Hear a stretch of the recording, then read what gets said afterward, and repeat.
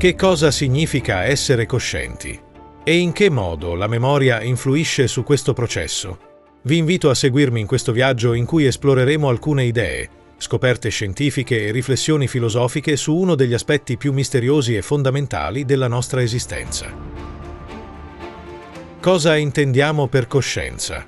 Quando parliamo di coscienza ci riferiamo a quell'esperienza soggettiva e continua che viviamo in ogni istante. Sentire il calore del sole sulla pelle, ricordare un volto amico, provare un'emozione o semplicemente sapere di essere qui. Fin dall'antichità, filosofi e pensatori hanno cercato di definire la coscienza.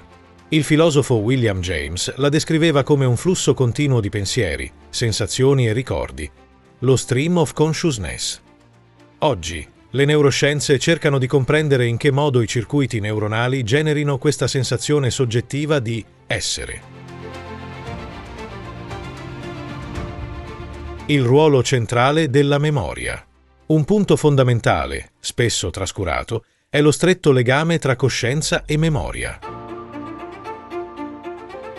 Poniamo un esempio estremo. Se in un istante perdessimo completamente ogni traccia di memoria, anche a brevissimo termine, non potremmo ricordare ciò che stavamo facendo un secondo fa, né il motivo per cui stiamo compiendo un'azione. In pratica, saremmo slegati da ogni contesto, vivremmo un istante confuso e privo di significato. Questo suggerisce che la memoria è una componente essenziale perché la coscienza possa mantenere continuità e significato. Pensateci, se non potessimo incollare i momenti uno dopo l'altro attraverso un filo di ricordi, non avremmo un prima e un dopo, ma solo lampi isolati. Diversi tipi di memoria e coscienza. La memoria non è un concetto unico. Esistono vari tipi di memoria e ciascuno gioca un ruolo nel nostro essere coscienti. Memoria a breve termine o di lavoro. Mantiene attive le informazioni per pochi secondi o minuti, consentendoci di pensare e agire in maniera coerente. Memoria a lungo termine. Immagazzina ricordi autobiografici, conoscenze, abilità. È qui che risiede la nostra storia personale ed è fondamentale per definire la nostra identità e il nostro carattere. Memoria sensoriale o iconica. Agisce su scale temporali brevissime, frazioni di secondo, e consente di creare un senso di coerenza percettiva. Se si danneggia la memoria a lungo termine, la persona può dimenticare chi era e diventare quasi un nuovo individuo, pur mantenendo una certa consapevolezza nel momento presente. Se invece si compromette la memoria a breve termine, non riusciremmo nemmeno a portare avanti un ragionamento o a identificare un suono che dura qualche secondo. Natura del flusso di coscienza. È davvero un flusso ininterrotto, oppure la coscienza funziona a scatti impercettibili? Alcune ricerche neuroscientifiche suggeriscono che il cervello potrebbe elaborare gli stimoli in micromomenti, come fotogrammi di un video, integrandoli poi in un'esperienza soggettiva che percepiamo come continua.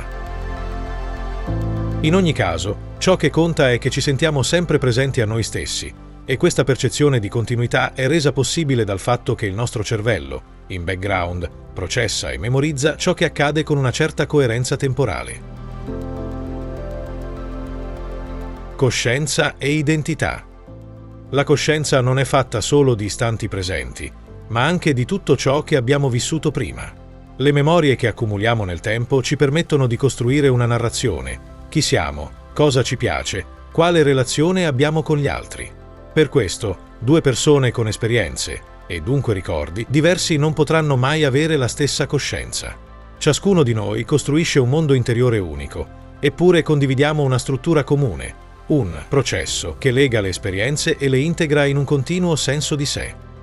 Nonostante i progressi nelle neuroscienze e nelle scienze cognitive, il mistero della coscienza rimane in parte irrisolto. Come facciamo a sentire soggettivamente quello che accade? Qual è l'origine di questa sensazione di esistere in prima persona? Alcune teorie, come la Global Workspace Theory di Bernard Baars, suggeriscono che la coscienza emerga quando le informazioni salgono sul palco di un sistema centrale a cui accedono diversi processi cognitivi. Altre, come le idee di Daniel Dennett, parlano di progetti multipli che si contendono l'accesso alla consapevolezza. Altri ancora sottolineano come le emozioni, l'embodiment, l'essere in un corpo e il contesto sociale siano parti integranti del fenomeno cosciente. In definitiva, qualunque sia il modello a cui ci affidiamo, la memoria è fondamentale per dare consistenza e continuità all'esperienza cosciente. Senza di essa, la coscienza si frantumerebbe in una serie di istanti ciechi che non potrebbero trovare un significato.